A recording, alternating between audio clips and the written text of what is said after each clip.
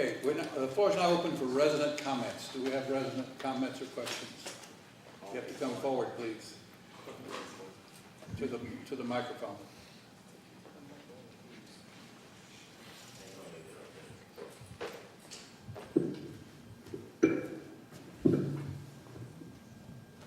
Hi, my name is Roy DeWitt. I've lived here for 2.5 years. When I moved here, I really liked the way this community looked. I helped my sister move here, helped my other sister move here, then I moved here. Lately, coming in here, the place looks like it's a mess. I know you all did a lot of work getting back from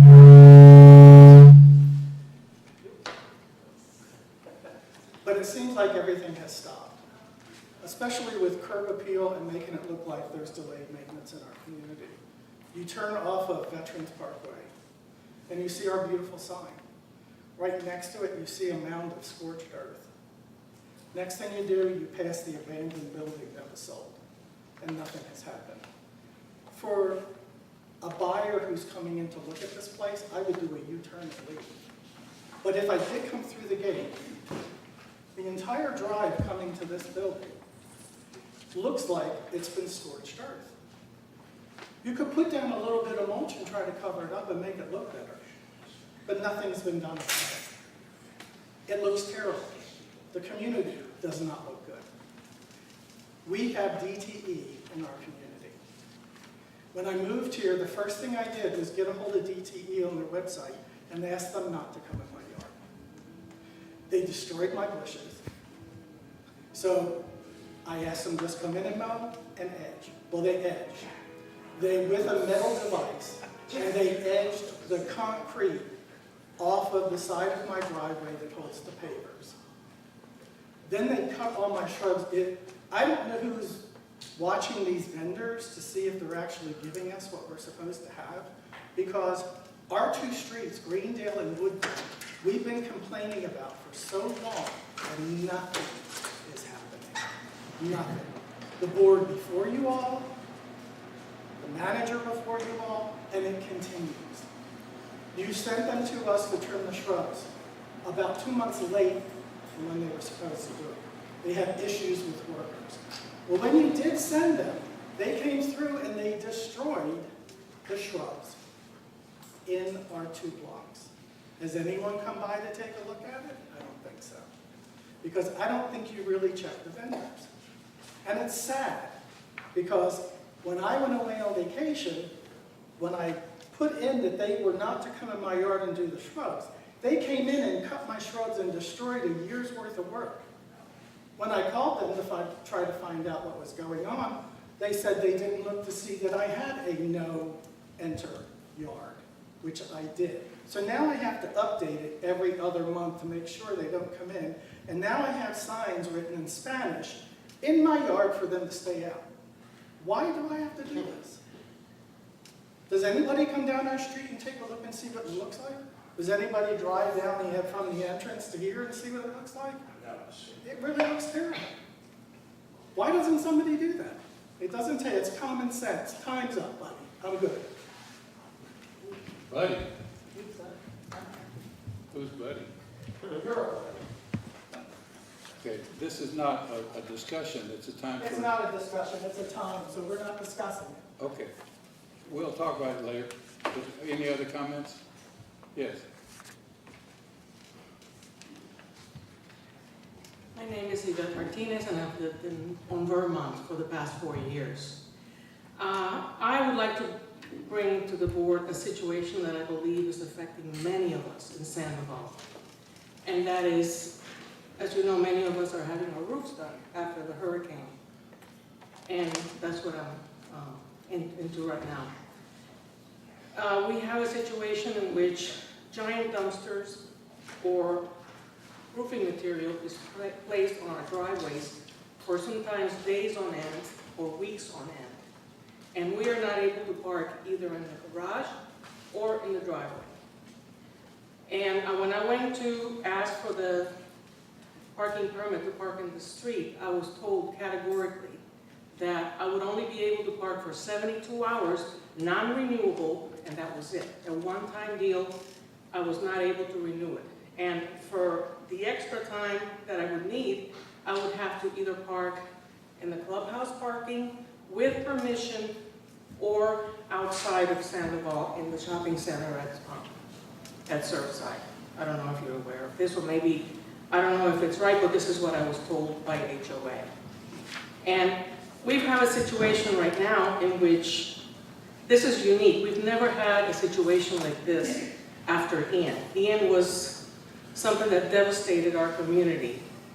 And I think the laws that are, regulations are too rigid and obsolete and not really conducive to making it easier for us to deal with this situation. We had to deal for months with insurances and with approvals for jobs and things like that. And just when you think, well, finally the roof is going to be constructed, then we have to deal with this unnecessary rule that says that we can only park here for 72 hours in the clubhouse, and that's it.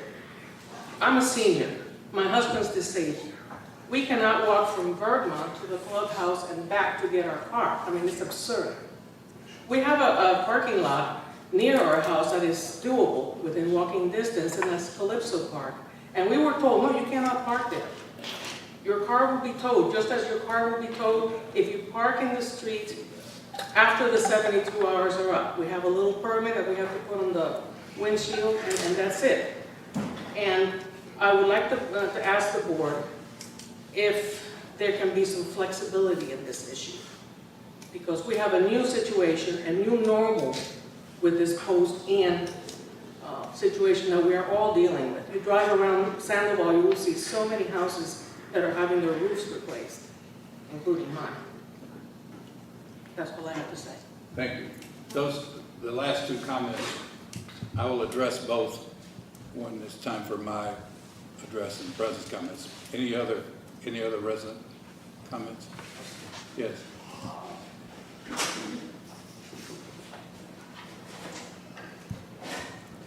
My name is Jim Smith. Please do it at the mic so the people on the Sure. broadcast can hear you. Jim Smith. I've been a resident of Sandoval for 12 years.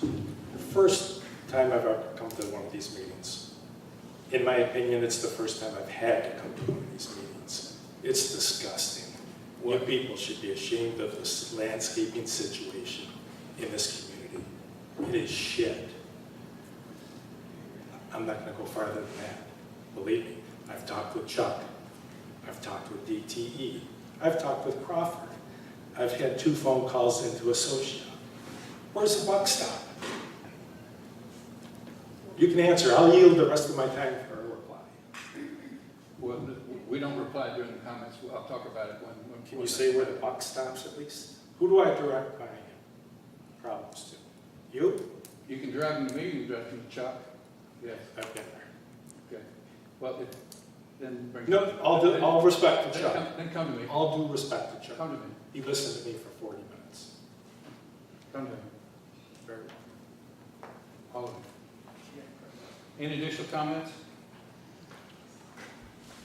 If not, let's start the meeting by pledging the flag. I pledge allegiance to the flag of the United States of America and to the republic for which it stands, one nation, under God, indivisible, with liberty and justice for all.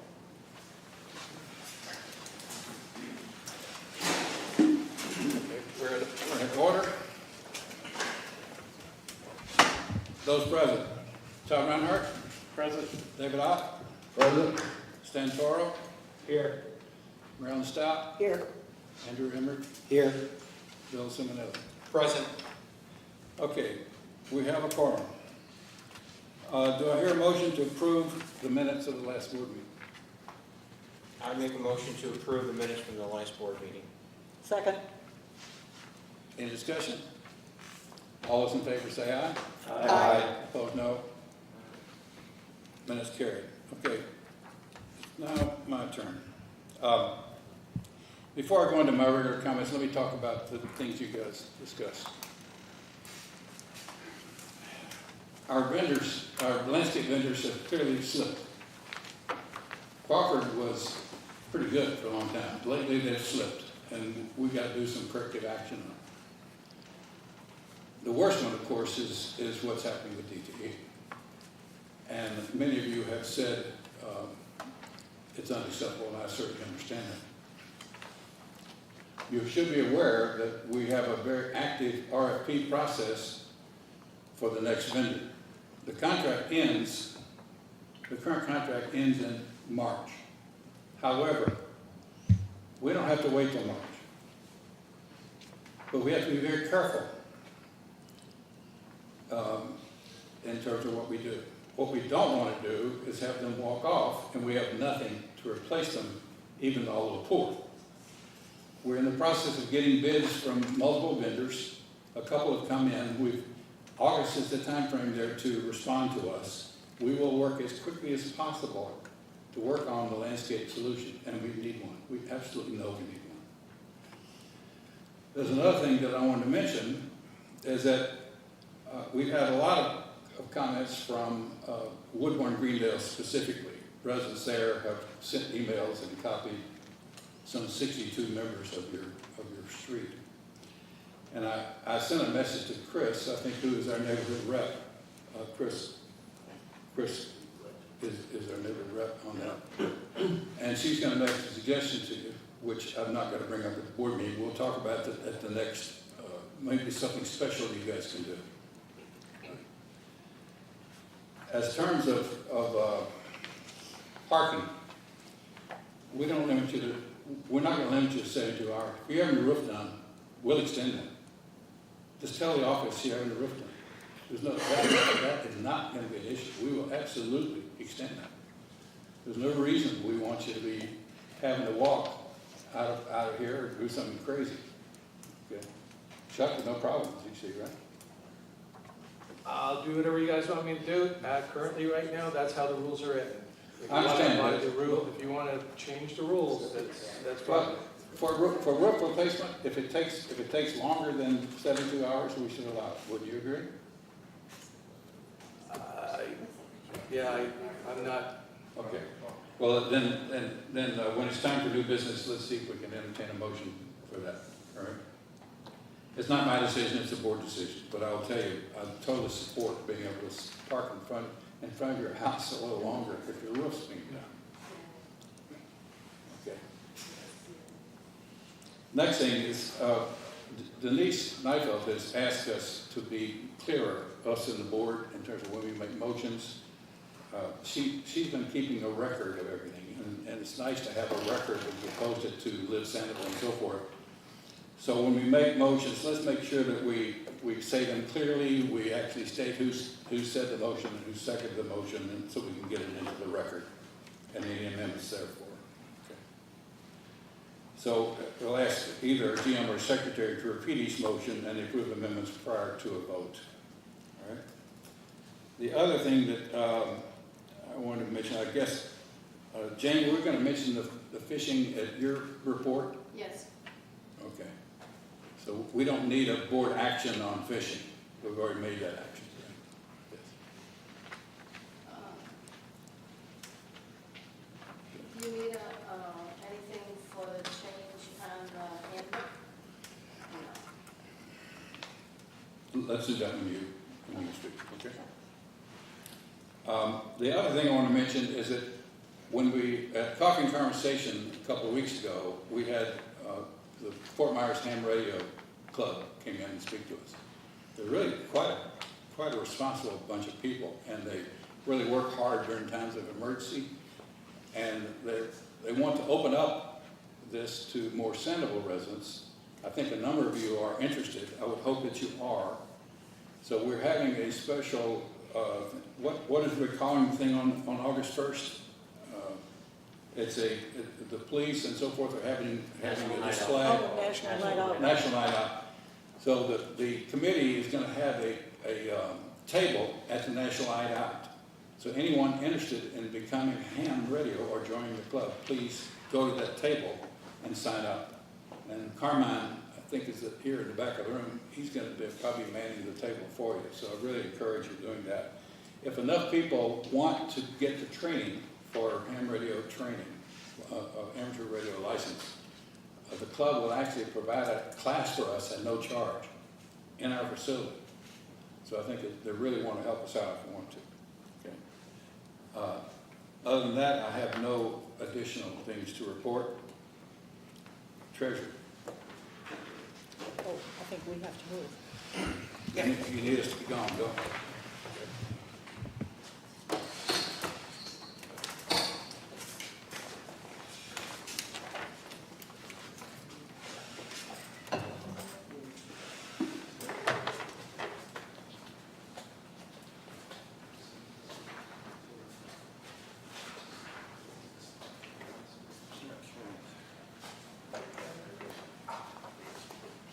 Okay.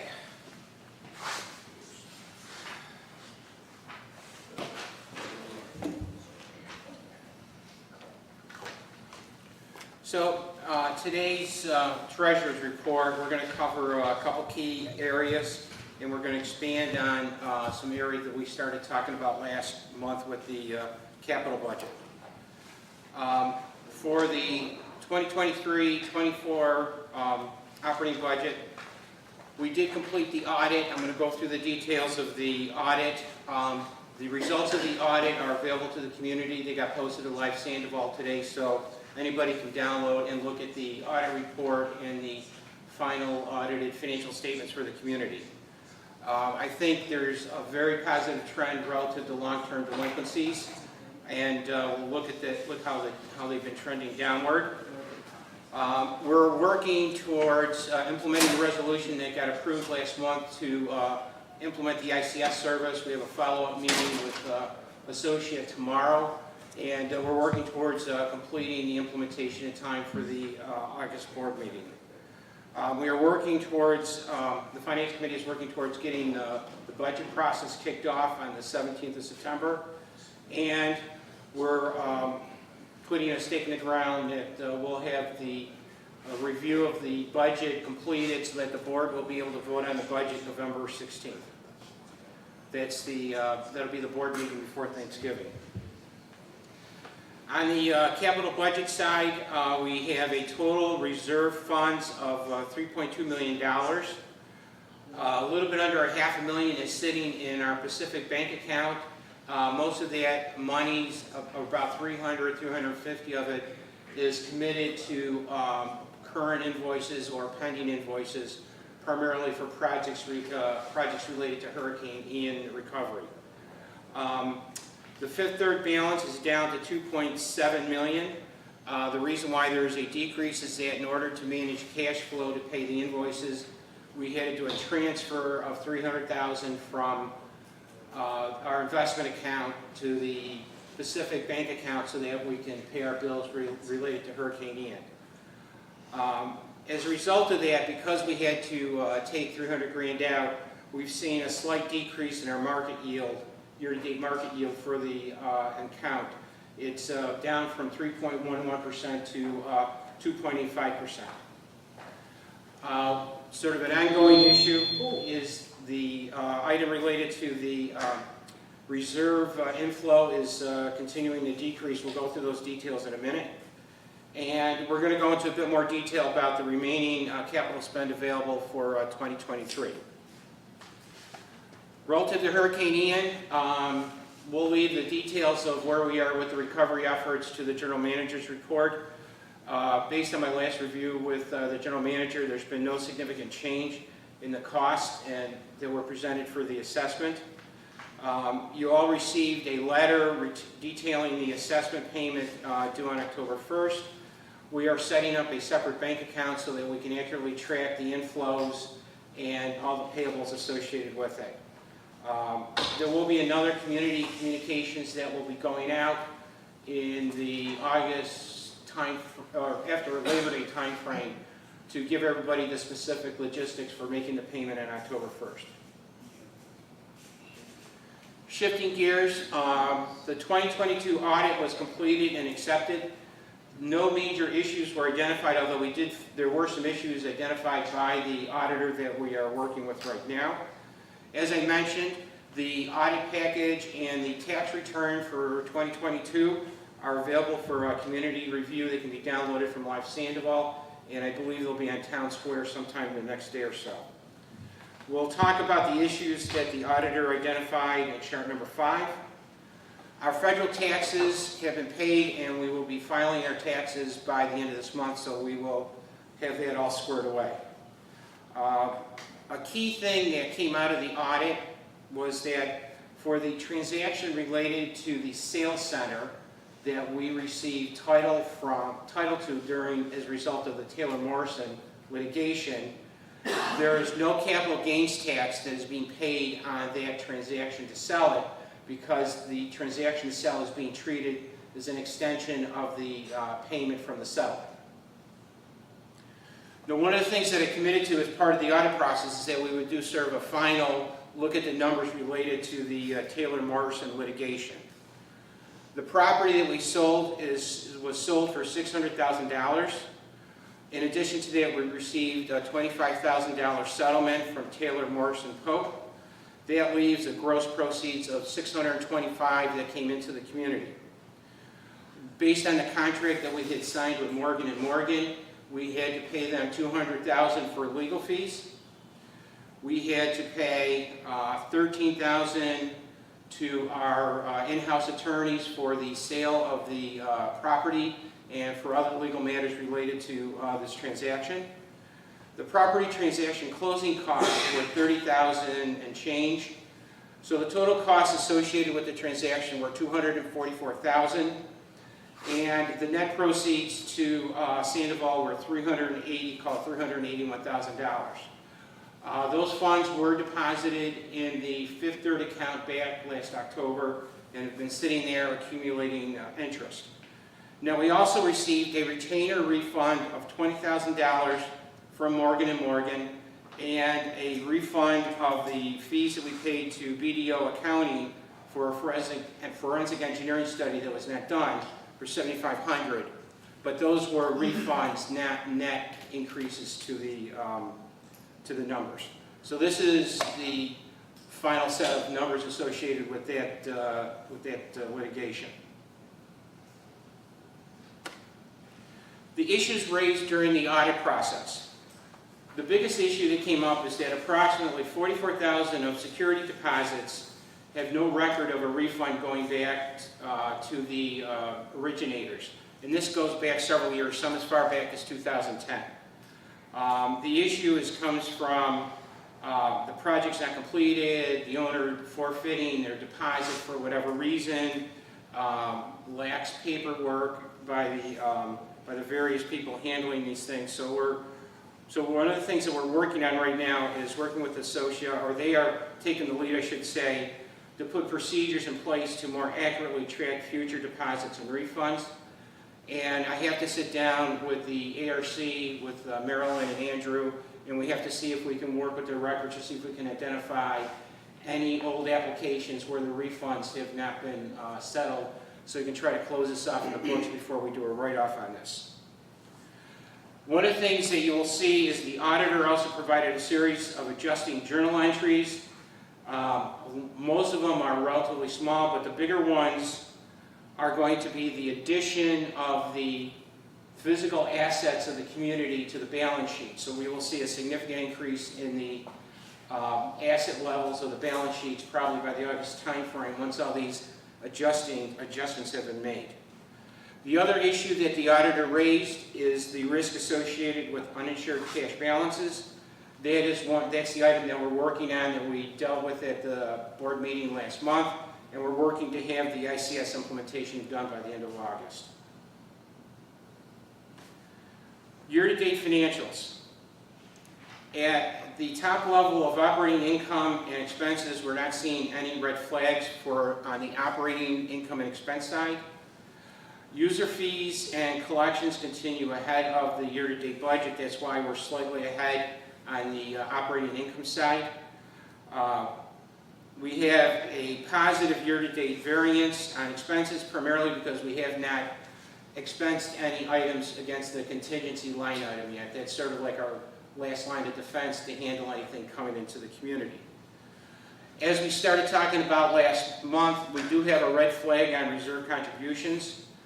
Year-to-date house sales are below forecast, and in fact, the house sale volume in June was below that of May, and we just see right now that we're going to be probably about 39 to 45% below budget on that area by the end of the year.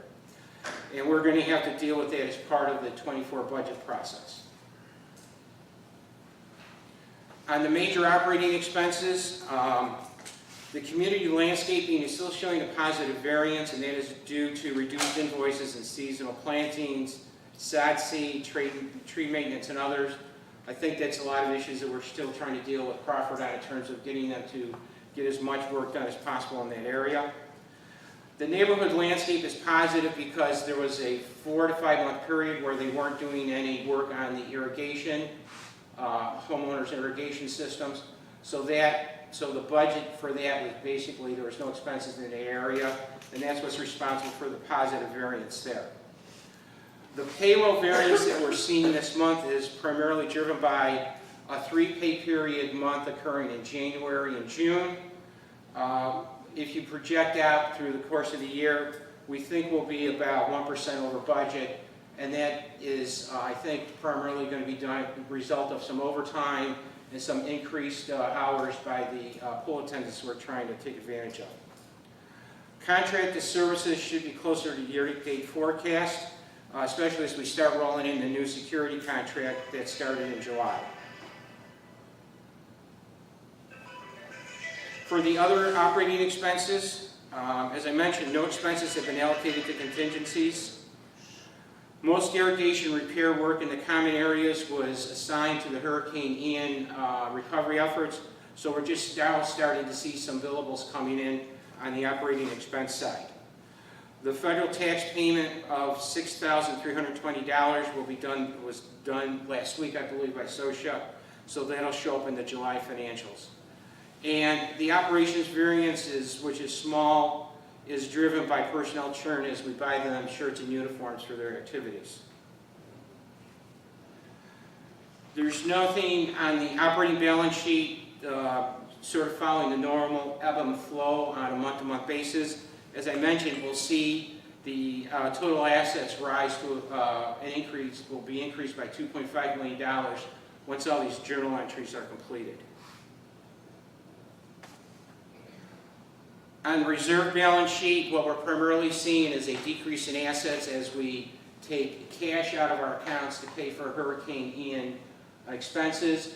When the Hurricane Ian assessment comes in, we will see those numbers get back up and closer to the $3.9 to $4 million level that we started at the beginning of the year. Delinquencies. I think we have seen significant progress occurring in delinquencies. Right now, total delinquencies are down 40% from the previous month, and long-term delinquencies are down 35%. There have been several key settlements and bankruptcy resolutions that have contributed to getting those numbers down, and there's still 4 accounts that are responsible for 66% of the 120-day delinquency, and that's where the management team is working with our legal team to work through those collection issues. On the capital reserve, on a year-to-date basis, breaking it down by categories, we have spent $976,000 in payout that we paid out from the reserve funds to pay for Hurricane Ian related expenses. We've paid out $104,000 for reserve study approved projects that carried over from last year to this year. And we spent $2,000 on a discretionary spend for new speakers over here. So I want to walk through this because this is going to be very key as we go through more discussion in the board meeting. If you start at the top, we had to carry over $34,000 of capital projects from last year to this year to be completed. In addition to that, the reserve study, as I showed last month, still had a $249,000 worth of projects to be done once you took away the projects that were being handled by the Hurricane Ian recovery efforts. In addition to that, when we did the budget process last year, we put in a discretionary line item of $75,000 to cover items that would come up during the course of the year. So that means the budget for the year is $358,789. To date, we have spent $106,219 between the two projects, between all the projects, I should say. That leaves $252,569 left to be spent out of the capital budget this year, unless the board decides to spend more money than that. The pending reserve spend, these are all the items that are still in the reserve plan that have to be completed this year. They total $203,000. That leaves $49,000 for discretionary spend on projects not scheduled as of today. So the question is, why is there only $49,000 left? The Budget Corp project was $15,000 over budget. The salt generator replacement was up $2,000 from its original budget. And the catch basin project, to get more repairs done, was increased from $5,000 to $10,000. One of the things that we're going to do at the Finance Committee is meet with the General Manager and sort of work and see if any of these projects are a candidate for reprioritization, so we can sort of minimize the remaining spend for the rest of the year. Because if we spend all of this, then we have to come up and make that up because we're not getting more money coming in from the reserve contribution. So sort of a yin-yang situation with inflow and outflow of cash. And that's the report. Any questions?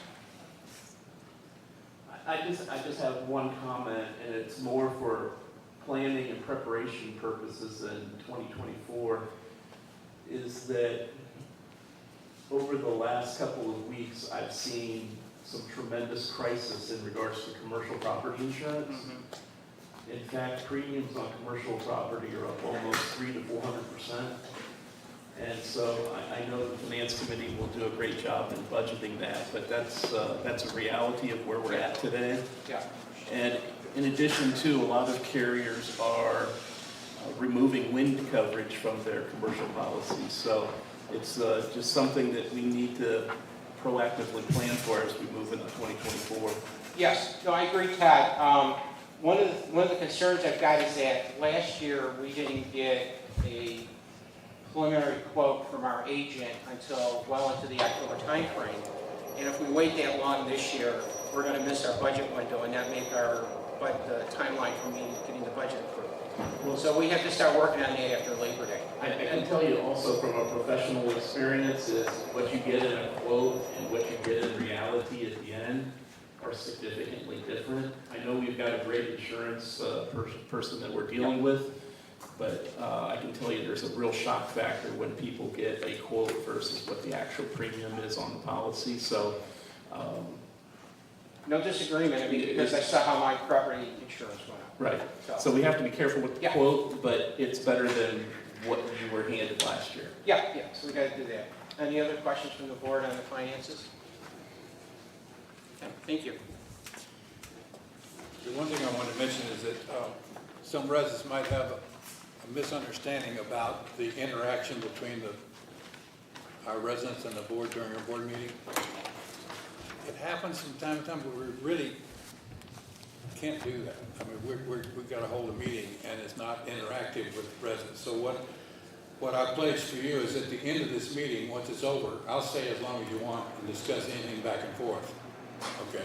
And I'm sure some of my fellow board members will join me.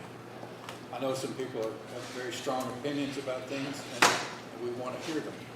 Another thing I want to mention, those of you who feel really strong, particularly landscaping issues, we could probably use another person on the landscape committee. Okay. In fact, the first Well, I don't have any new business that we've already talked about. Denise's, Denise Nyfeld, appointment to Amenities Committee. Motion to approve. You have Chuck's report next, Mr. President. You're skipping ahead. Oh, that's true. Oh, did we, I GM. skipped all the way over Chuck? Yeah. I never do that. Damn. My turn? Yes. All right. Can I have a motion from the board to accept account number 6928 and 2375 for violations to be moved forward to violation, to covenant? I'd make a motion. I'll second that. All those in favor say aye. Aye. Opposed, no. Motion, Can I make a comment? well, And okay, we won't vote then yet. We already said aye. Right? I know, but I just think it's important to point out that these are second notices, and I just don't understand why these homeowners aren't taking care of these really important to make the community look good. We've had people talk about the community not looking as good as it did. So these people that are not taking care of their driveways and their walkways and et cetera, I don't understand why they don't do it, because it's so easy as compared to being fined $100 for not doing it. And I think, do the fines continue, or is it, By Florida statute, it's $100 per day up to 10 days or $1,000. or $1,000? So it could cost them $1,000 to not kill the weeds in their driveway. It doesn't make sense. Okay. Motion carried. Motion carried? Yes. Okay. I have Todd and Bill on that. Yep. All right, I'll do my status and then I'll jump down to the other two. Things completed, as Bill mentioned, the special assessment letters were sent out, and we've gotten some comments and questions back. What Bill mentioned is the next thing that's going out is a coupon book that'll go out in August. That is for Labor Day, coming out in August. I'm going to send it out as early as possible. Reason being, I've already received 4 checks Okay. that are paying off their special assessment and no coupon, so we need to kind of get the, people want to pay it. There's a couple of closings that are coming up where in the estoppel, who's paying the assessment comes into question. So as soon as we can get these out, as well as instructions to pay online through Town Square. So that's the next mailing that'll go out. Everything should be self-explanatory, rip a coupon off, pay the whole thing, or do the payment plan. But we don't want this coupon book sitting around until late September to put people into a rush. And it also will kind of clear up some issues that we have, because these are 2 separate bank accounts that these are going into. So we've set it up that purposely for clarity. Second thing I want to talk about is St. Moritz. A little while ago, the security guard was sitting over there. Board in your packet, they've been here a little over a week. In your packet, you'll find their daily report. I'm happy to say that after a week, they've pointed out things that helps our maintenance staff. They've pointed out things that we could correct for safety issues. In this morning's report, there's a wasp's nest in one of the basketball hoops here. So these are, I can honestly say this is only a week, there's still more to come. But just the professionalism and what I see in this report and their management, this far exceeds our previous supplier. So I wanted to mention that. From our maintenance staff, we did replace the basketball hoop that was broken. These floors here in the Pelican room have been cleaned last month, and we had closed down the Pelican for a day to do that. Next up is the clubhouse floors, as well as the fitness room. Another accomplishment is Comcast backup circuit. We've ordered a backup circuit from Comcast. When we lose internet capabilities we lose our lightning detector, we lose our telephones, we lose our computers. So we are now putting in a backup, so if one goes down, we have phones and we have a lightning detector. So And that's for you all in the clubhouse? that's for us in the clubhouse. Okay. So- Don't want people to misunderstand Yeah. that as being a backup to the whole system. Yep, good point. As Bill mentioned, follow-ups on the audit, we took care of those, putting the processes in place. Also in your packet, you'll find 4 letters that were sent out June 26th to our storm drain partners here. I'm going to follow up with a telephone call if possible, and a second letter that sounds a little stronger. I do know that at least one of those letters is a resident here who actually owns a business outside who's on here, so, and I've heard that he's willing to make his payment. So if the other 3 come through, that would be great. Scheduled for the next week or so, as you know, Trafalgar Gate has been broken for quite some time. The replacement gates are coming out of fabrication and should be here next week. As soon as the gates are reassembled, Indira will come in right behind them and fix the swing arms and the mechanical parts that actually make the gates open. But the gates were damaged so bad that they're just chained up there just to keep things out. Along the lines of DT, bulk resident palm tree trimming, which is something I've been chasing DT for the last month or so. They are going to do the palm tree trimming starting Monday.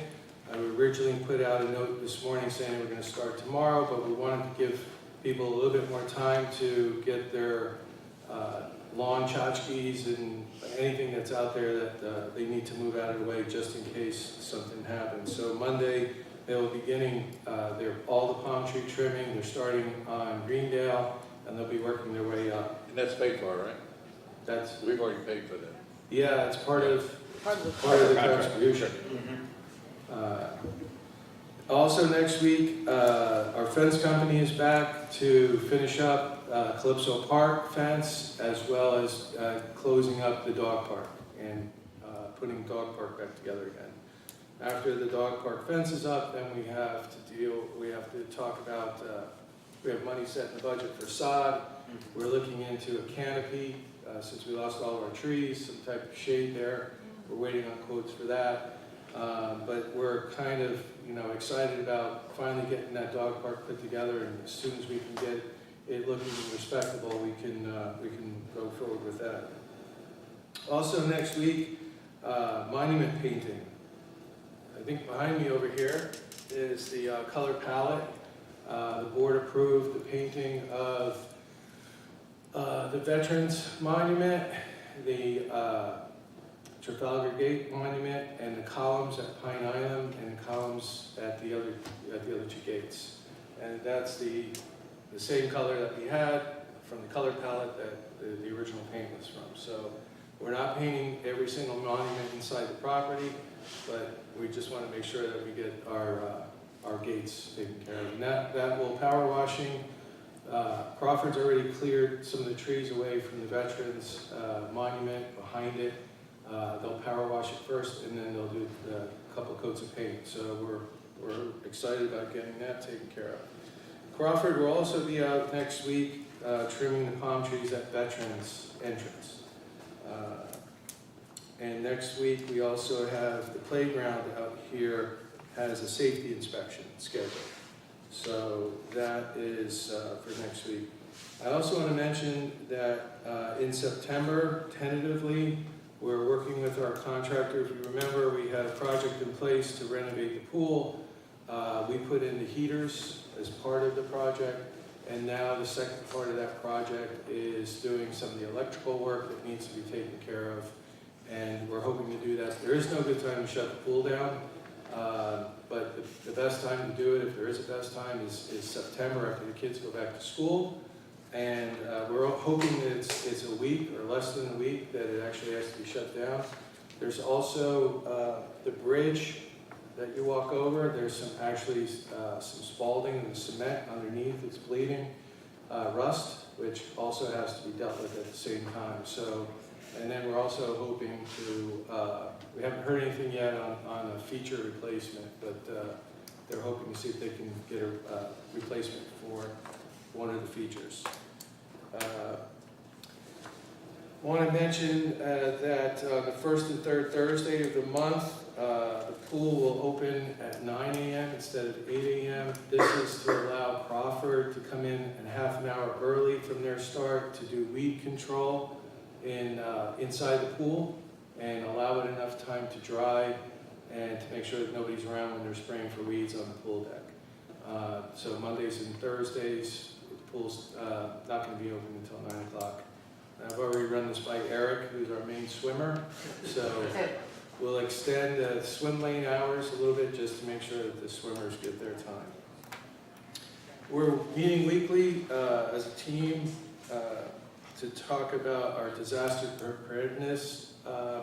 We've taken the plan that we had last year, we're dusted off, we're doing some brainstorming and ideas, and we're putting some things in place that we have as emergency packages that we need based on our experience from Ian. So that's what we got. Let's see.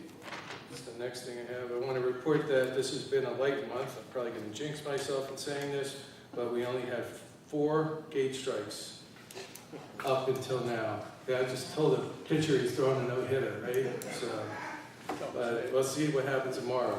But, yeah. I also want to mention, I'd like to present in your packet, I'd like to present the replacement lights for the tennis court, pickle, and basketball. It's been bid out to 3 different companies. Total cost is $44,453.20. All the information is in your packet. These, briefly, they will salvage all of the currently working lights.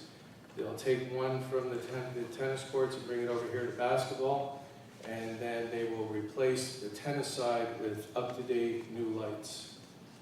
And then as a board, we can talk about budgeting for the pickle side for upgrades to lights next year, but they will be completely lit. All the lights will be working as if we move this forward. This has been some time that we've been trying to find someone with a reasonable number. This is also going from steel to aluminum poles, which don't rust, and it's a heavier grade. So one of the reasons why we lost the poles is because they actually were rusted at the bottom. So I'd like to see if there's any questions about this presentation of the bid. I was just curious as to why from low bid to high bid, the high bid was 3 times higher. Did they not understand? Or No, they wanted to do everything brand new.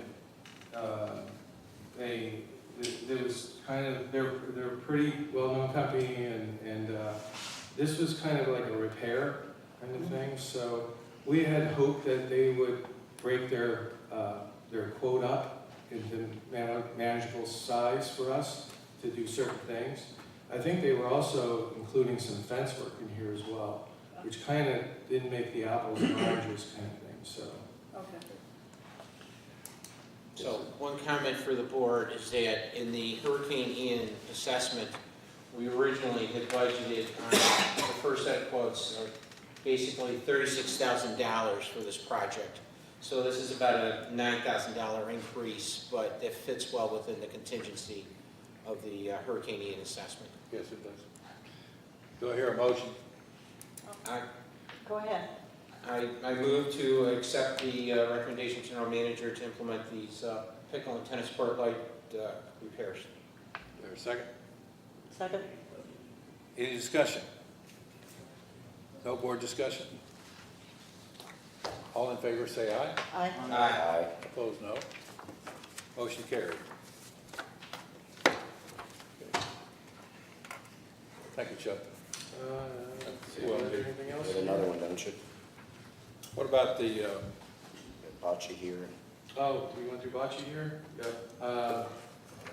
You want to do bocce? I have bocce. I have another, Shouldn't that come from amenities? it can, yeah. Stan, you want it? No. Rob, I can do it. you want to do it? No. Just present it. No, that's all right. Presenting? No, just go ahead and read it, that's all right. So, this is, Bocce's asked for an additional tiki to cover the 4th benches and install and repair some of the current tikis that are out there. Also quoted is to put some electrical and fans in them as well as the new one. This covers the electrical because they have to run power to the new one for the fans. And also there has to be some pavers removed in order to run electrical out there. So with that, the complete project is $7,480. There's only one, we've only bid, this is a solo bid because Southern Tiki we've used before, the electricians we've used before. And Sunset Pavers have done all our paving. So I don't know if anyone wants to, this is not budgeted. This would be. So this will come out of the discretionary bucket that we just showed you out of the $43,000 left in the capital budget, number one. Number two, the Finance Committee reviewed this proposal and we voted to accept it and recommend that the board approve it. Do I hear a motion? I'll make a motion to accept the proposal to add the tiki hut and accompanying electrical accessories for this quote. Includes the tiki hut and repair of the tiki huts and a new Well, fan it's just putting in a new hut, fan, and electrical for it. and repair. Repair of the pool attendants tiki hut, it says. Oh, yeah, that's right, let's repair that too. Hard.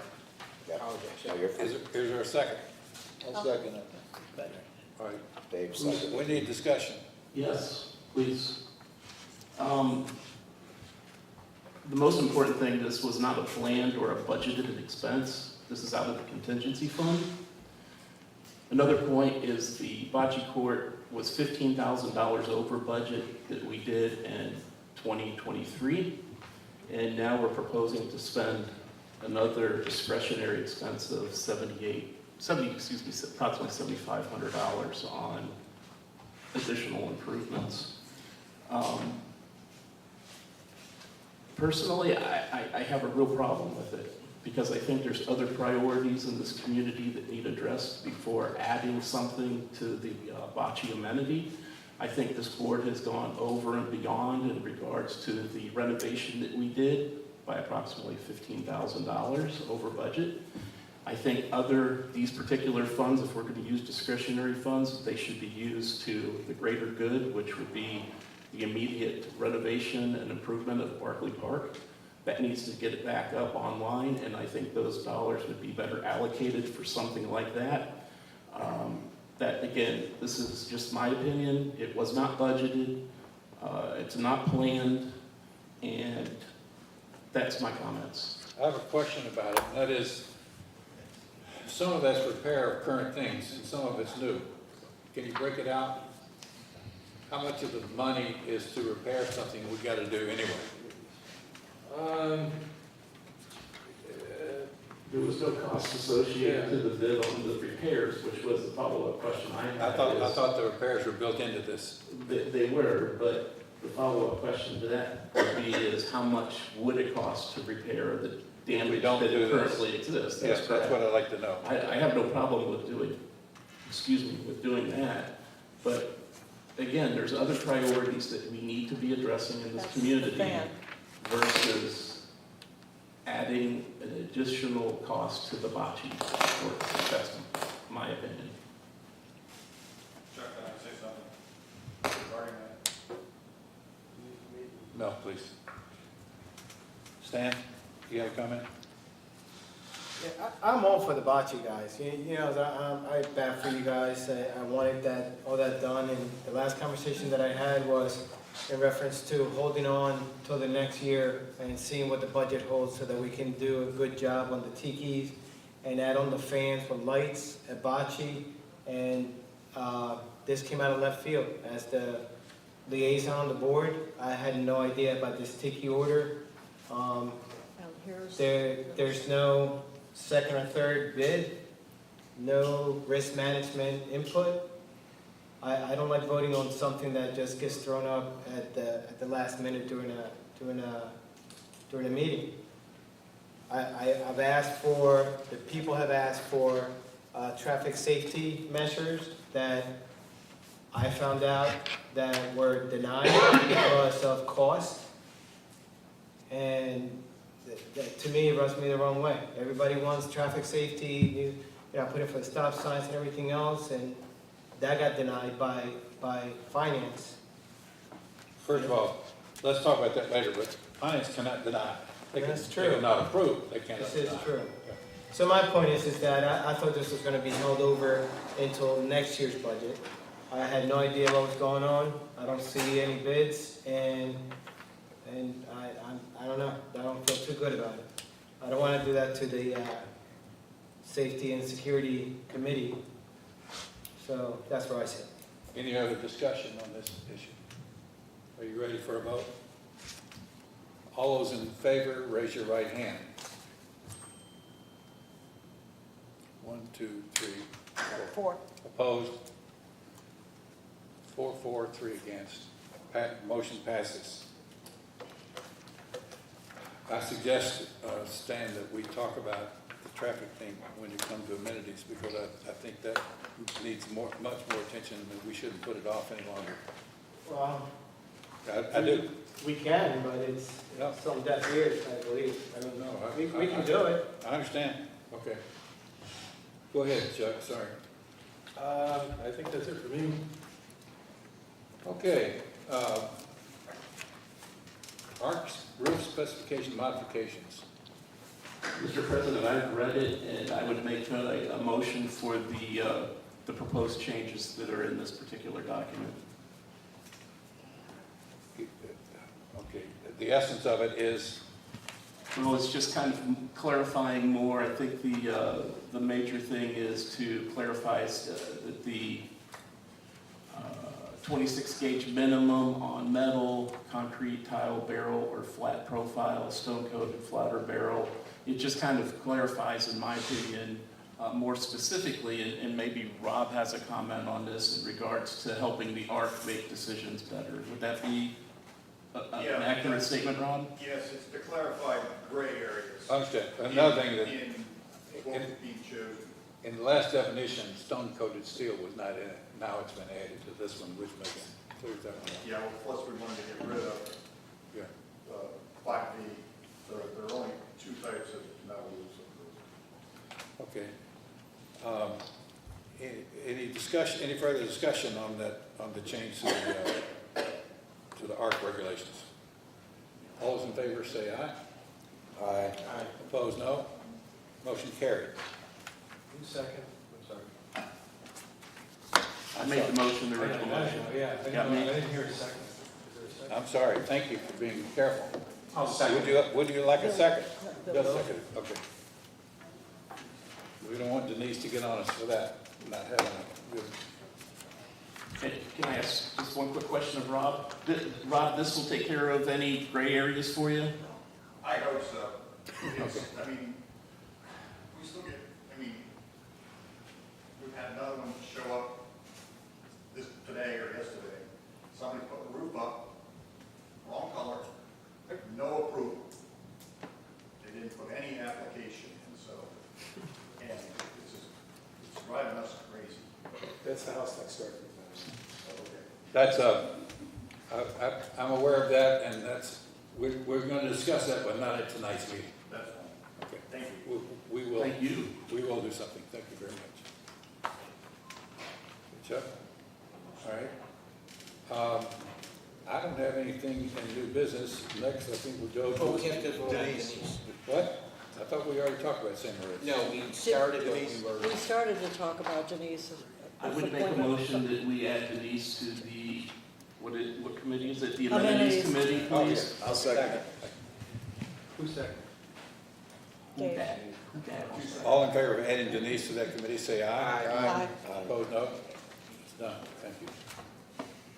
Amenities is the committee that needs the most help, is that correct?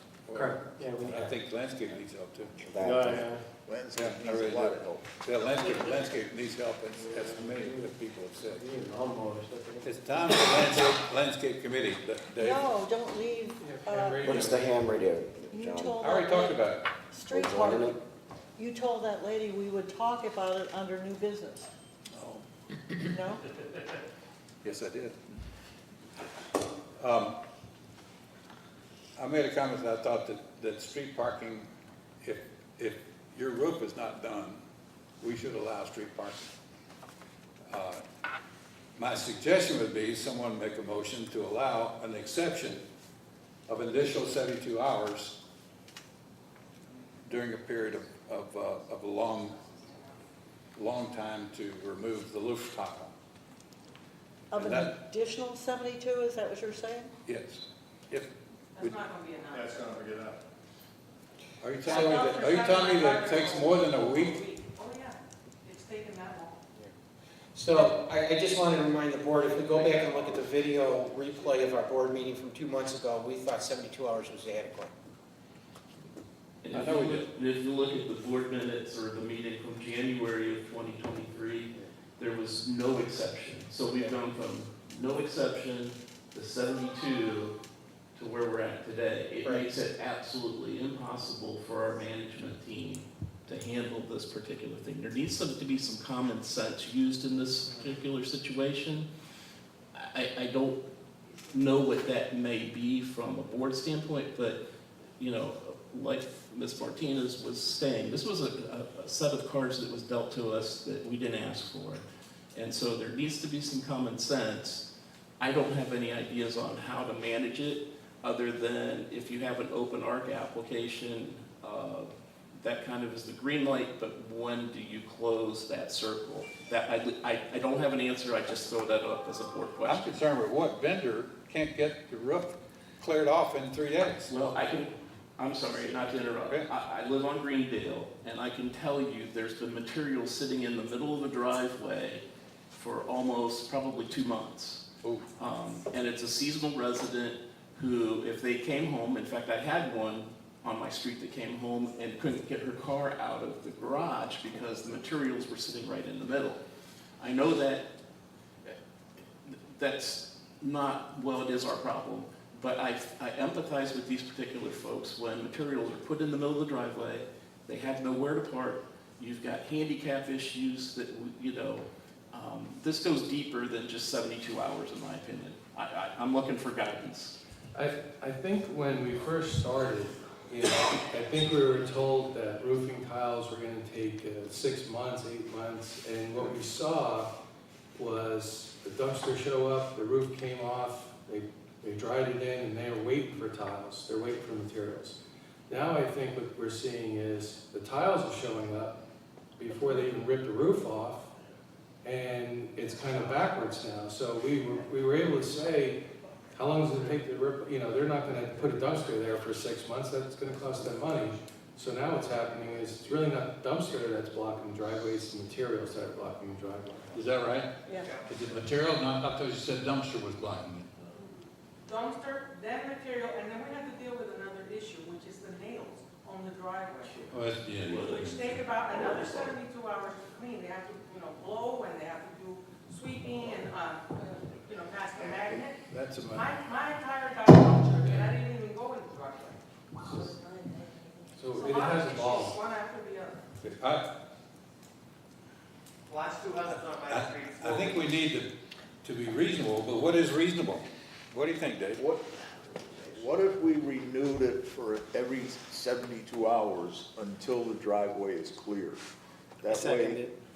Yeah, That makes sense. I mean, you don't have to say much. That's yeah, it. but you still have to have an open ARC application.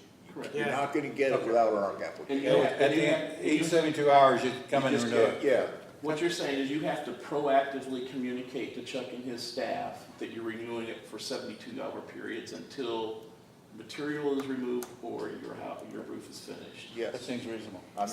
Is that something that the office can handle? I'm just concerned about the number of vehicles being on certain streets and whether or not we have access to trash, fire, etc. And I think the original intent of not parking on the street is for emergency vehicles. Yes. So maybe safety and security should have a voice in whether or not that's accepted, because you are gonna put a lot more cars on the street. We don't wanna fix one problem and create another one. But at least we should invite them into that conversation. No, yes, no? Oh, yeah. I mean, absolutely. But I've always been, I've always backed up the parking on the street in reference to the roofing, because the trucks, the trash trucks and the fire trucks and the police cars, there are more landscaping trucks and UPS trucks and Amazon trucks all day long blocking driveways. So to allow a resident to park overnight on the street when it's desolate, there's nobody out there, I think it's okay. I think it's fine. During the day, it's a lot of the major problems. I just speak from experience, because a resident on Vermont actually sent a picture of a medical emergency at night where they had to maneuver around with a vehicle parked in the road, so. Well, let's, Common sense would state everybody park on the same side of the street. I'm just not thinking they're going to all park on the same side of the street. And you're going to have a domino effect is what we're going to have. And then you need to put signs in to make sure to guide that, which is going to slow down the process to get things going. You want to make a motion on that, David? I'd like to hear it from Stan. He's our ex-cop and the safety guy. Yeah, I think the 72 hours plus 72, check with Chuck and the team, I think that's fair. I mean, right now, my next door neighbor is getting their roof put in, and it's a gigantic mess. I mean, you got trucks on the right, you got landscapers on the left. Somebody ran into my mailbox today, and luckily I have a camera, and hey, you need your mailbox, they put it right in. The point is that traffic during daytime hours is horrific. So in order to allow the residents to park their 1 or 2 cars and actually trust them, or maybe have security follow up on them, be like, hey, you know, you're obstructing, can you move it down, or whatever, we can work with it. To tell them, no, you can't, it doesn't make any sense when during the entire daytime, roadways are blocked. And the method of communicating to our security is a sticker or We have a pass a pass that you put in the windshield that I signed, yeah. and has a date on it? Yes. What do you think about?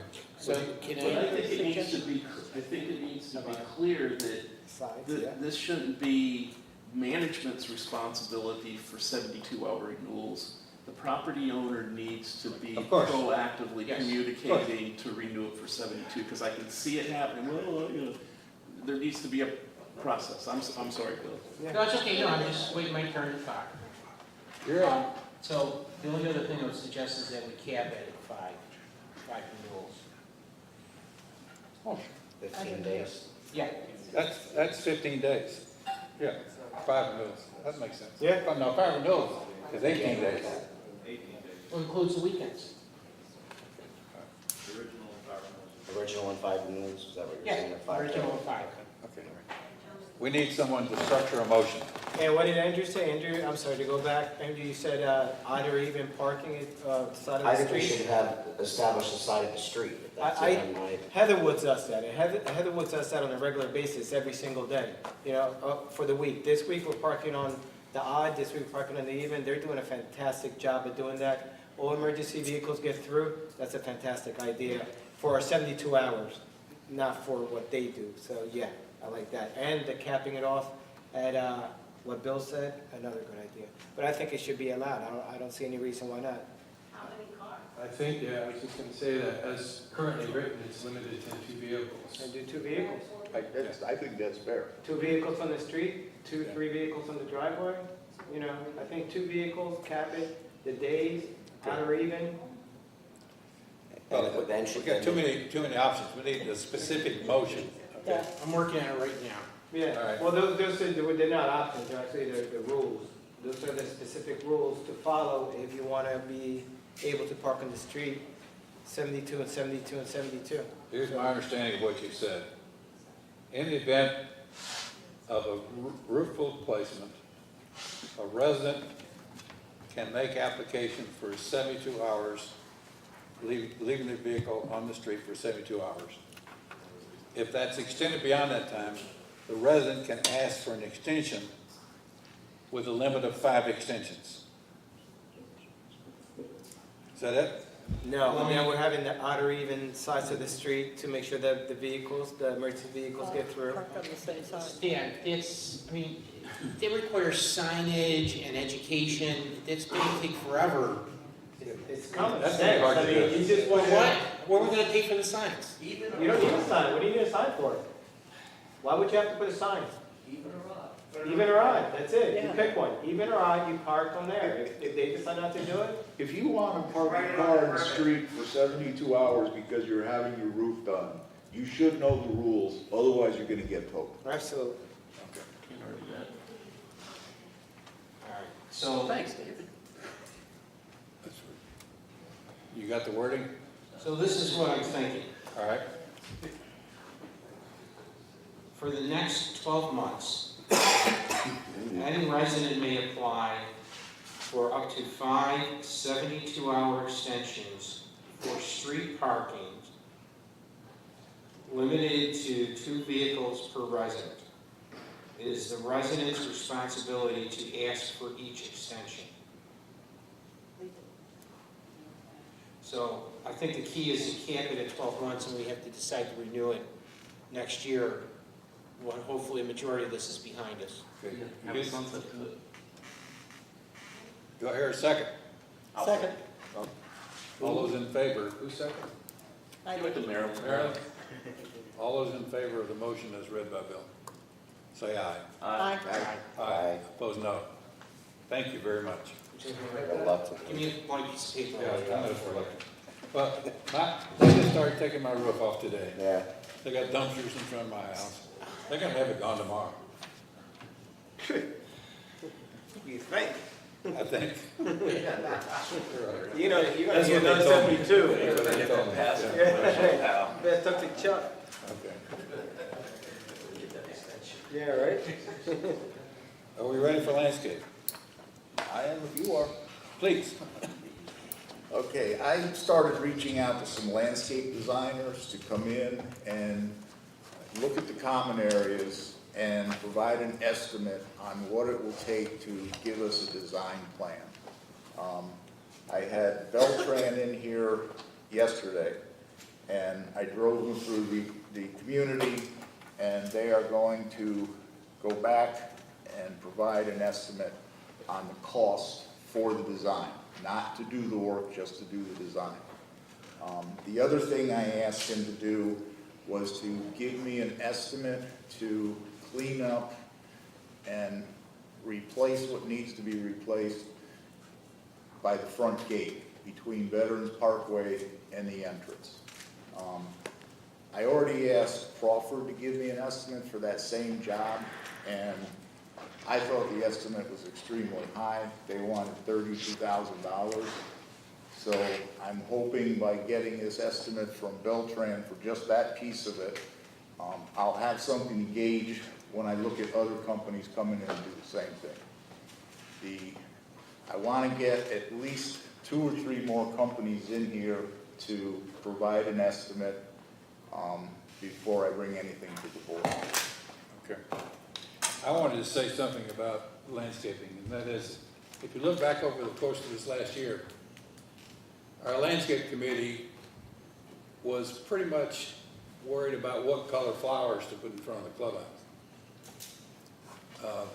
They've been given the charter of actually starting to measure and get performance from our 2 major vendors. Now they're hampered by the fact that the contracts don't have any consequences. The worst contract is the one we have with DTE. Many people have said, okay, let's just don't pay them. We tried that. That didn't work. it cost us a lot of money and legal problems when we didn't pay them. We have to pay them. We don't have any remedy in that contract. The new contract, the RFP written very well by these committees, by the RFP committee, has measurements and penalties in the event of poor performance. That's the only way to achieve quality, measurement and follow-up. We will do that in the future. We are hamstrung by the contracts of those two companies right now. We will, when we redo the Crawford contract, we'll put in that one too. But the next big one is the one for our community landscape. Just to mention this, none of us are happy. We're going to get happier. Communications, David. Forget it. One other thing we just finished was we put together a scorecard that we could use when we go out visiting other communities that had the vendors were putting bids out for. And we agreed on the scorecard, sent it out to Chuck for his input, and we're just waiting to see if anybody wants to make any additional changes. Just one comment, just as a clarification. You said that Crawford gave us a $32,000 quote just for design review, no labor or materials. No. I asked Crawford, I said, tell me, because when I heard the monuments were being redone, I said, give me an estimate to clean up and repair. Okay. And it was $32,000. Okay, thank you. That clarified it for me. Thank you. Dave, may I ask a clarification with regards to mulch, since that was a topic that was brought up as not having looked great. My understanding is we typically do mulch at the end of rainy season, and obviously with Ian's situation last year, I believe Crawford didn't get to mulching because of that situation. Correct. So we're basically looking right now at 2 years without mulch. Yeah. And it's one of the reasons the community area, not the communities, but the common area is looking the way it is mulch-wise. Secondly, I'd like to ask just for clarification with regards to sod. There is discussion in some capacity to present something sod-oriented until we make some of these bigger corrections. Is that correct? That is correct. The reason we haven't done anything with the sod is because the rainy season that we were supposed to get just hasn't happened yet. And to put the sod down when it's as dry as it's been and as hot as it's been, it's just gonna die. Yeah. So that's why we held off on that. Okay, I don't think anybody is happy with the way the mulch looks. To those that are commenting on that, and it's something that I've regularly, I'm sure Chuck gets tired of chatting with me about mulch and sod, but I understand the reasoning behind it, even though I may not particularly like the timing of it. All right. Yeah, and the other thing that everybody needs to keep in mind is it took a long time to clean up after Ian. And now that it's all cleaned up, we have plans to move forward and do things, but we got to get the weather to cooperate. And everything that we do in terms of replacing and repairing the concrete, none of that is in the budget. So we've got to try to come up with a way to get what we can done with whatever money we can get. But it's going to take multiple years to get this thing back the way it was. Thank you. And how many times does the committee each month meet, and what are they doing those 2 times with regards to our current vendors? We meet with our current vendors. We have 2 meetings a month. And the first meeting of the month, we meet with Crawford. And the second meeting of the month, we meet with DTE. And I don't even want to go into it with DTE. No. Right. It is what it is. Crawford, I know Chuck is meeting with Crawford now too on a regular basis. The quality of service that they provide today is nothing what it was prior to Ian. And I have met with Crawford multiple times on my own, besides having them in our committee meetings. So it's not that no one is trying, it's just, like John said, the way those contracts are written, it's all in their favor. And I can say, with DTE, I've got weeds all over my yard, and they're gonna say, well, we sprayed. And it's like, but you're supposed to pull it. Well, it really doesn't say that. So those are the issues that we deal with on a regular basis with them. And that's why we have the RFP out. Also, too, Andrew, is The original Crawford that was hired under the original contract was acquired by another firm, correct? Yellowstone, something like that? And unfortunately, as Dave just mentioned, the contracts being one-sided, which will end with the new vendor, is there was no opt-out that if there was a change of ownership, because so you've seen a rapid decline after the change of ownership, and so the new vendor contracts will say, we have the option to opt out immediately if there is a change in ownership. Writing more responsible contract is a very important part of what this board has done and will do. Yeah, typical contracts, landscaping contracts, actually written in there that the hurricane cut of the palm trees will take place no sooner than May, no later than July, and mulch will be put down no earlier than November 1st and no later than Thanksgiving. And they have to abide by those timeframes. These contracts don't have those time parameters in them. And so we have really, even with the DT, now with the tree trimming, there's no real push on them because they have to do it inside of a year, but there's no push to actually, that they have to do it. And that, for a general manager to work inside this contract, it's difficult. However, as a follow-up to that comment, DTE got out of laying mulch in Greendale specifically in fourth quarter of 2022, and I guarantee you they laid it in the first quarter of 2023 or soon after, and they're going to use that as an excuse that they satisfied the requirement for 2023 with that. I hope that we hold them accountable for that. Good. Okay. Enough. Thank you, sorry. Landscaping. Communications. Communications. First, I want to thank Chris Flint and Stuart Zeckler for broadcasting the board meeting last month. It's good to know that residents are willing to step forward when they're needed, so thank you. Audio visual.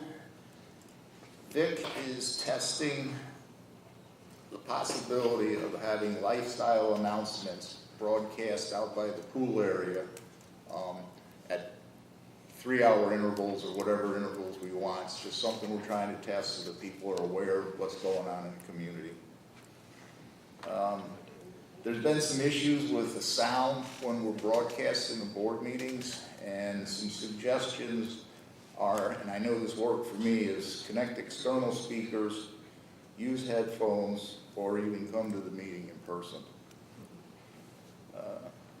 The Villa's HOA has requested that they use the equipment we use for our board meetings, and they've asked Vic for his assistance.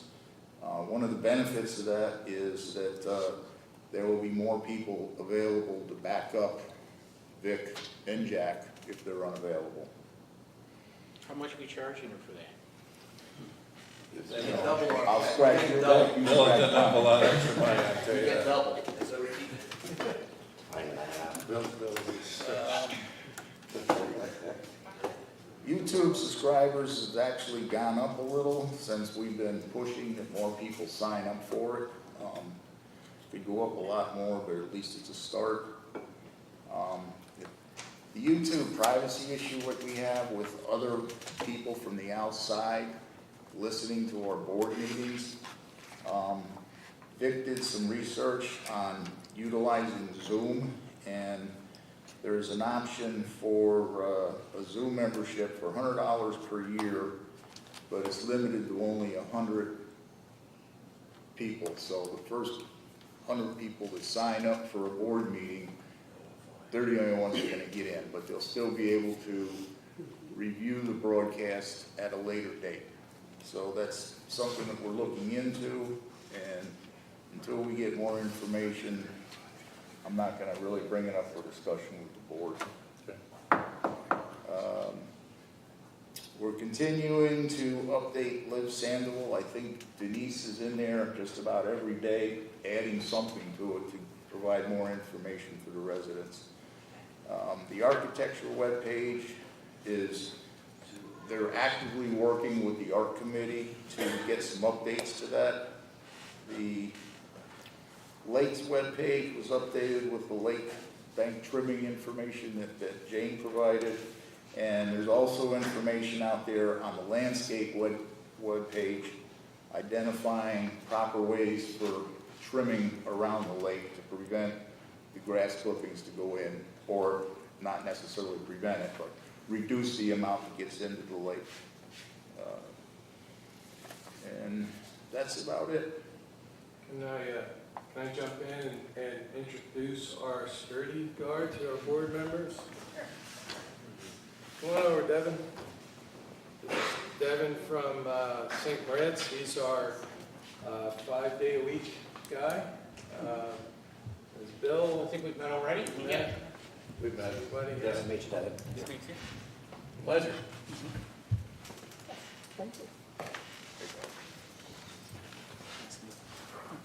And he's in uniform. Yeah. He's not smoking. I just wanted to make an introduction.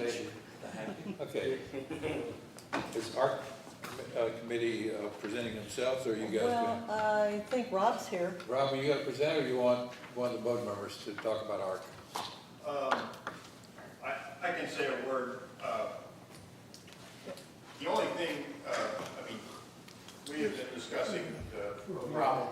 You need the mic so the people at home can hear you, all right?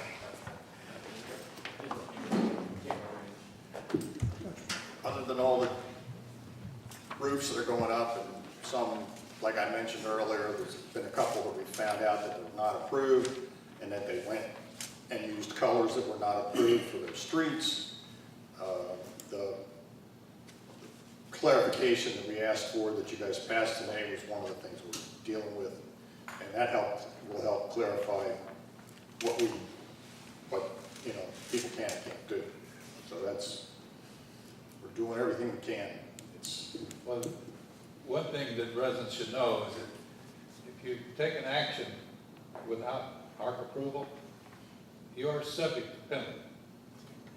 And those people who put roofs on without having ARC approval, we're going to be reviewing that and reviewing what remedies we can do.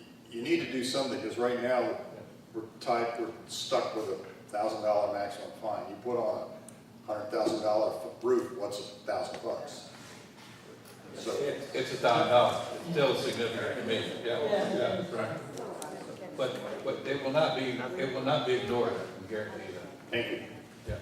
I think one thing we need to mention is how many packets you had this last time. I think there were 30-something, which is lower than it has been. It goes from 25 to 55 Yeah, and every this, 2 weeks. and there were 4 denials, but one of the denials will be easily corrected because they had not attached the contractor's information that needed to be with the packet.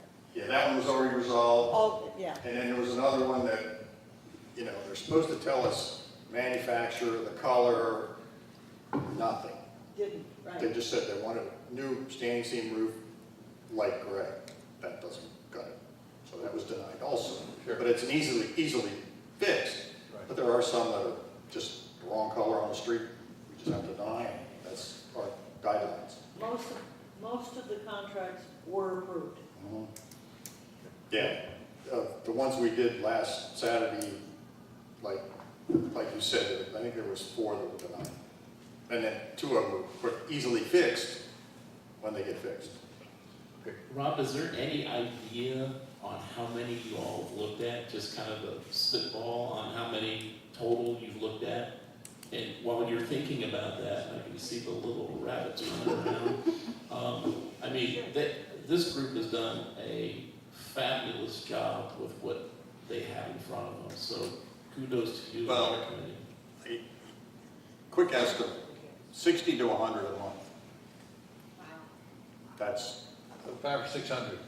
yeah, the majority of them are roofs. Yeah. Incredible. Thank you. You bet. Social committee, Mary. We had a very productive meeting. Good evening, welcome to Club Sandoval. Todd, I'm hearing everything. My glasses, I was like, Ravens, okay. We're talking about the younger generation as being a lot more active in the events that we are now having between team game night, the dance, the arts and crafts, so more and more things are being done for those people to be able to do that. With the assistance of communications, we're working through getting RSVPs, being able to do online to make things a little bit easier to be able to do that. We do have a summer luau coming up this weekend, so we'll have that here. We have some food trucks coming in. The Girls Gone Brunching was an excellent success for those people. We're still continuing to discuss what we would like to do with Christmas. The Imagination, although it was a good event, it was a short event, and we're going to try to combine multiple imaginary events together in one night so that it'll be more than a 20-minute presentation. We will have on August 6th an ice cream truck from Lee County here that will give away, Lee County Police Department, that will be giving away ice cream, along with a back-to-school thing. Obviously, we've all heard about the fishing derby already. Ham radio was already discussed. The tree lighting has been moved to December 10th, just to keep you up with that. We do have 2 shows next year at Broadway Palm. One is Elvis, and I'm calling the other one Beautiful, but it's the Carole King story. So that's there. And Red Sox Yankees, March 17th next year. Red Sox. Thank you, Tom. Where's the money? Not the nose. Amenities, Stan. What? What's up? Oh, Amenities. sorry.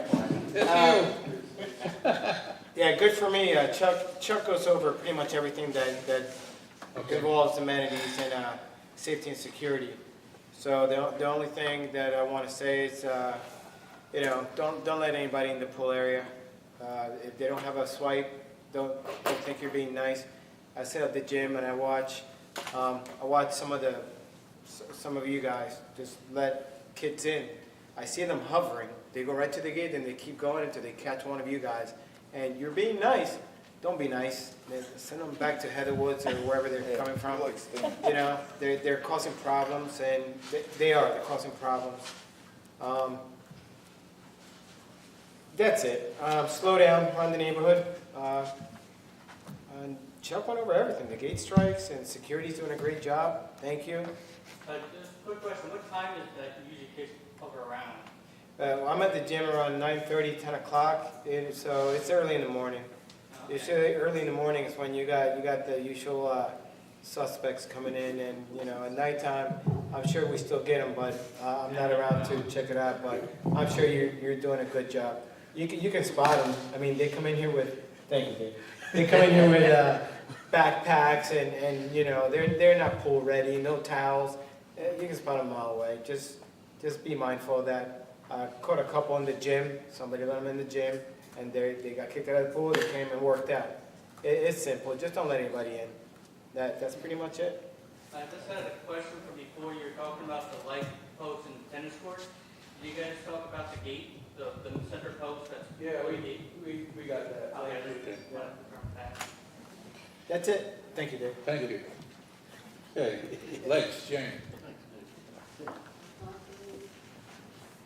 Can I?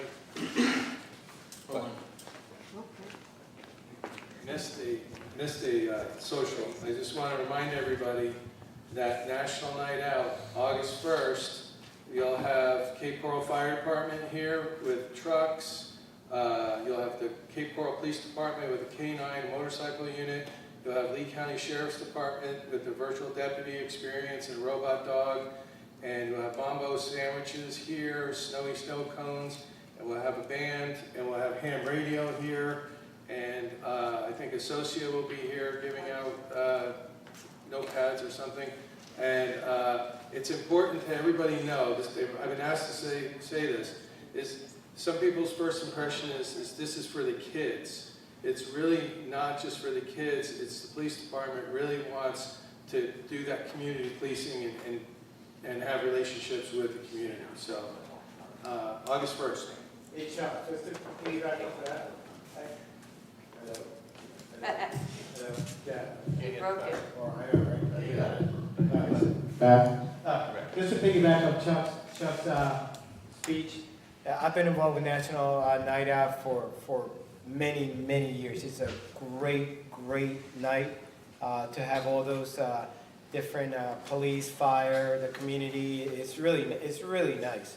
So if everybody can come out and enjoy it and take advantage of it, would be fantastic. So we can continue it year and year after. That's all. Thank you. Jane?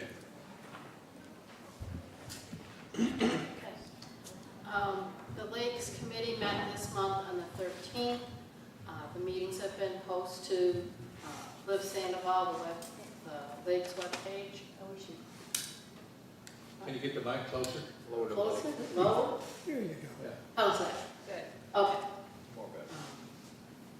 On the 22nd, Ian Sims, operations manager and aquatic biologist from Solitudes, came and gave a presentation at Coffee and Conversation on the littoral zone, explaining how important the littorals are in our lakes. It was very informative and well intended.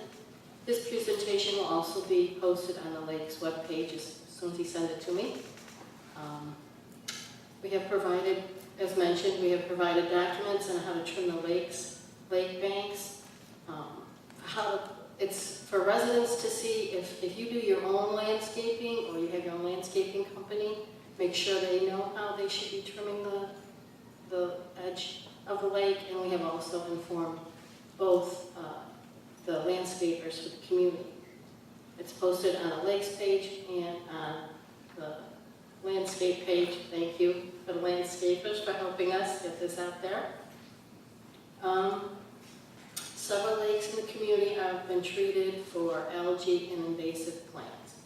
We know that there's a lot of algae bloom out there. Some of these treatments can only be applied every 14 days by law, and the weather's been very hot. We all know that several days the heat has been at or setting new records, and the rainfall is low, so that's going to increase the algae growth. So we're dealing with it. It is being treated. It's going to take time and a little luck, some good weather. And the other thing is, make sure as residents, you should know that you shouldn't be over-watering your lawns. All the water that we that we spray on our lawns has a high level of phosphorus that drains into the lake, that encourages algae blooms. So make sure your sprinkler heads aren't spraying directly into the water or into the streets or sidewalks, because that's just going into the lake. We're waiting on quotes from 2 vendors for the cost of shoreline repair and adding littorals to the lakes. We will be using these numbers to develop a plan for repair and maintenance of the lakes, including budget numbers, so that we can ask for more money. We've moved our August meeting to August 24th. We held our first fishing event to remove invasive fish from the lakes. There were 5 participants and 19 plecostomus removed from the lake. Stuart will come up and talk about that in a minute. The other thing is we are working with Solitudes on the possibility of testing a pilot program to trap the plecostomus. It would be in a set number of lakes for up to a year, but we're still working out the details on what that would be. Stuart, do you want to say something else about the fishing?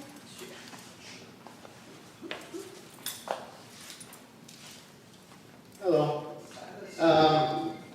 We only fished the lakes north of Anguilla, and there was only 5 lakes, and only 2 people were able to catch the plecostomus. Nobody caught any tilapia, which we were hoping for more of that. Speaking with Frank Sloniker, who caught 15 of the plecostomuses, he said there were quite a few of them that were burrowing into the shoreline, so it's a good thing to get rid of these things as much as possible, and hopefully we can do it again maybe in our 6 months from now. And maybe this program that Solitude's going to help get rid of them also. Yeah, all residents need to know, it's open season now. You can get Right. it. Yeah, go get them. Right. The most productive method Yeah, the comes most, out to be the gig. right. Frank Sloniker, the won the event. He used a flounder gig and was pretty successful at that. And then the young man, Noah Solich, who came in second place, he was using just a regular landing net, which we approved for. This is a tough little kid, he was out there. Yeah, he was walking through the water. Got the biggest armored catfish of all. So, like I said, hopefully we do it again another 6 months, and we'll make some revisions to that. And if anyone has any questions on how to catch these fish, drop in a Lakes Committee meeting, and I'll give you as much information that I've got. Thank you. Thank you. Bill. Finance, we had our meeting this past Tuesday. Went through the numbers that we reviewed today, the audit review, and also had a good discussion about trying to drill down on the issues associated with the payroll numbers, so we have a good handle on what was potentially causing the numbers there. We looked at the purchase requisitions for the Bocce Court, which we had recommended approval. We looked at the purchase requisition from Safety and Security for speed lighting, and the committee did not support approval as presented, suggesting consider multiple vendor quotes and requesting to consider as part of the 2024 budget process. And we're looking full speed ahead to jump into to the budget activities right after Labor Day around September 12th. Thank you, Bill. Covenants, Andrew. Sure. Covenants held its meeting on the third Thursday of every month last week. All 8 of the previous month's violations were approved on a 5-0 vote. To my understanding, other than a couple emails coming over with regards to concerns about their fines, none of the actual violators were physically present for the meeting. So Covenants went ahead and approved the recommendations of the board on 5-0 votes on those 8 violations. Chuck, as usual, provided the Covenants Committee and update on topics such as what we've discussed today and in his general manager report. We have begun dialogue based on recommendations from the Lakes Committee on the language changes to what appears to be just the resident handbook dealing with these invasive species of fish. Our review and the Lake Committee review with regards to Covenants bylaws or use restrictions that would be affected. There are none that need to be changed, so ideally we do not have to do that heavy lifting of the amendment process. It is strictly looks to be a resident handbook issue. So ideally, by next board meeting, we'll have that language in front of the board for approval, unless you would like me to read what that would look like today. If it requires board approval, do it now. Do it now? All right. So in essence, there are 2 sections of the resident handbook that deal with fishing. One specifically focuses on Calypso Lake. The Covenants Committee has reviewed what the Lakes Committee has recommended. Currently, this reads, fishing is from the pier only. Fishing from the lake banks is not permitted. The catch and release policy is strictly enforced. Fishing licenses may be required by the state of Florida. That will change to the following. Fishing is from the pier only. Fishing from the lake banks is not permitted.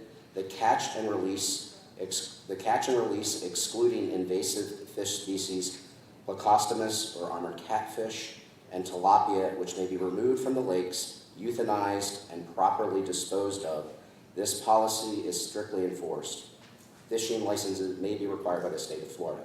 Again, as that's Calypso, it's referencing the pier issue.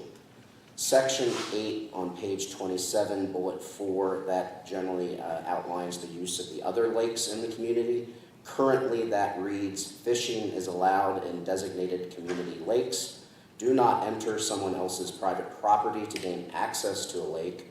Our community permits catch and release only. Again, fishing license may be required by the state of Florida. That will change to fishing is allowed in designated community lakes. Do not enter someone else's private property to gain access to a lake. Our community permits catch and release only, excluding invasive fish species, the Placostomus or armored catfish, and tilapia, which again may be removed from the lakes, euthanized, and properly disposed of. Fishing licenses may be required by the state of Florida. So I can get those formally over to Chuck after the meeting, but that would be the two proposed language changes if the board is comfortable with that. Yes, Marilyn? Yeah, I had a question. Sure. A young man came to my house on Saturday when you had your tournament and asked if he could fish from my backyard, and I told him I didn't mind. Is that okay? Of course. Okay. That would be my understanding, yes, you may always permit, at Okay. your discretion, those that are wishing to use In your private fact, property. the winner was behind Mary Mandel's house. She gave him permission to be there. Okay, is that a motion? I can make that a motion. I make that the motion that we change those two resident handbook pages and bullet points and would like somebody to second that. Do I hear a second? Phil? Bill, second? All those in favor? No, first. Any more discussion on the issue? Just something to clear up. I mean, if they're not allowed to fish from the lakes, right? Is that what it's saying? They are. But the only lake that's has a restriction is Lake 2, and that's only because it's a different kind of lake, and only from the fishing platform. Every other lake can fish from the bank, Okay. but you got to have permission. Yeah. All right, cool. Thank you. All those in favor say aye. Aye. Opposed, no. Motion carried to amend the resident handbook. All right. And I will get that to you, Chuck. Thank you. The correct language. And Anything to you else as for well, Dave. covenants? Yep. That was it for the covenants meeting this week. Risk management, Todd. On behalf of Chairman Bill Dunker, just wanted to give just a brief update. Craig Snyder is working with the insurance adjuster, trying to get the one payment before the final payment on the claim. As everybody can appreciate, it's a marathon, not a sprint, and we have provided them documentation that they need to pay this one payment that we're looking for, and that dollar amount is a moving target. The other item is that we continue to work on vendor contracts, and the other one that we've just picked up is the disaster preparedness plan with Chuck. It's, I think, a lot more work than we anticipated, and but we're working with Chuck to develop that written plan. So there's your update on risk management. Strategic planning. Strategic planning, I will let Mr. Jerry Kern give the presentation. Thank you. Well, first and foremost, I think I speak for a lot of the committee that are working on strategic planning that it's been an educational process. We've been well aware of all of the various committees, but I would give a commendation to the board and the board liaisons. I think your direct input and encouragement to the various committees, and definitely within the last year or so, I've seen a significant increase in committee participation and activity, the volume of projects and engagement that the various committees are working on. I think it's tremendous and grown greatly from where it was, say, even just a year ago. And as we've been working with this process and gathering our information and understanding what the various committees are doing, it's readily apparent how active and engaged so many of our committees are, and I commend both all of those committee members as well as the chairpersons, and even tonight seeing different chair people step up to the plate and give the updates. I think that's a testament both to the current board and the liaisons, as well as the engagement of the committees themselves and their open willingness to improve our community across the board. So I thank all of you for that. As I have here in my hand is a first initial draft of what we have is our strategic plan. I've still got quite a bit of work to get it flushed out to my satisfaction, but I also want to commend all of our board members for strategic planning and all the hard work that they've done and the contribution to it thus far. My overall plan is, one of the main things that I think I had hoped to see in the plan, and the committee has hoped, is for the multitude of projects that all of our various committees are currently working on. One of the elements that we do not have, or will be reaching out to all of the committees, is we're going to ask for a metric for success. That's the one thing I feel like that the strategic plan needs to have. It's great to say that you know, we want to increase security of Sandoval. That's a great goal to have, but and they have very specific elements, let's say, that they're focused on. But exactly what is that measure for success? How do I know I've reached that? And in some cases, maybe there isn't a good measurement because it's an ever-evolving, you know, dream to chase. But we're going to be asking the committees for the very specific projects that they've already submitted to us, that they give us those metrics. And I think once we get that information, we'll have what we need to finalize the entire strategic plan and have that available for the board. In the meantime, once I do have this rough draft complete, my goal was I would like to submit that to the board for the board input, as well as I will submit that to each of the committees. And the goal for the board is simply that. You know, we've identified 8 major strategic areas that we feel are important to the community. Many of those already have a multitude of committee activities that are contributing to the solution of those goals. And it may or may not get resolved in the coming year. But just looking for the board to, you know, rubber stamp it or whatnot, and give us input. If there's something that is on your radar that we haven't addressed, certainly we want to know about it and make sure we're getting it covered. For the committees, we've got sections for each of the committees that outline a lot of the goals and projects that they're currently actively working on. Some of those are listed as a goal that they intended to complete within a year. Some of those are more than a year. It's going to obviously take them more than a year to get some of these goals accomplished. Take a look at that, because again, this is our expectation is that this is the one spot where within this report, the board can look at all of the various projects and major initiatives of all of the committees, and then be able to utilize that to see what various groups are focused on.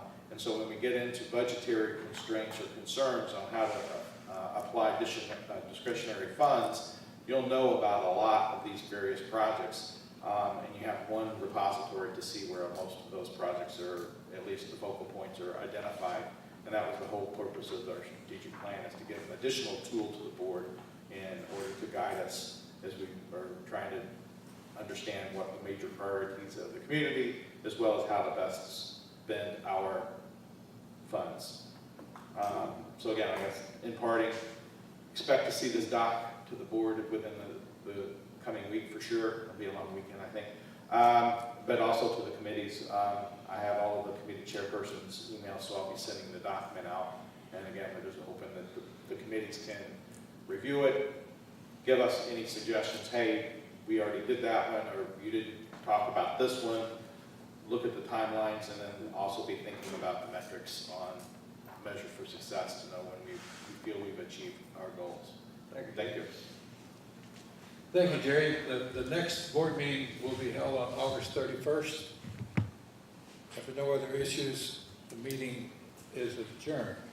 I have one quick question, if I may. It's to Chuck. You talked about repainting the front entrances, which I think is fantastic. Is there a schedule or a plan to do the individual neighborhood monuments? There was, if you remember last year, it actually was passed right before the hurricane. And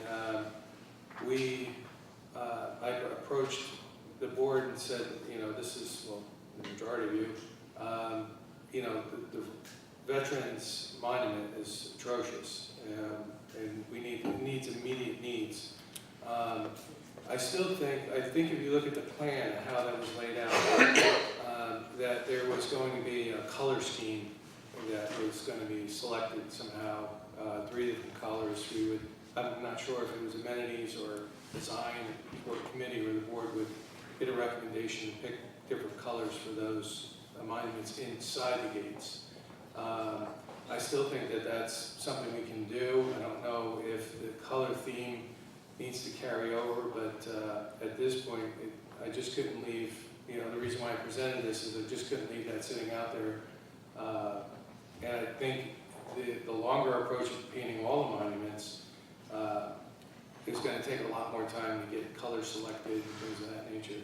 I also believe that I know that the quote, the original quote that we have actually has to be requoted because it was... It's over a year old. Yeah, so...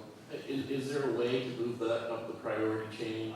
Because there's been a lot of discussion tonight on aesthetics, and I think if you look at some of the monuments, especially in the phase one, they're weathered, they're dated, and my only comment is that we take a look at moving that up the priority chain. Is it critical to change the color? Because if we're not going to change the color, then it's a matter of just getting a quote to have the rest of them done in the same color.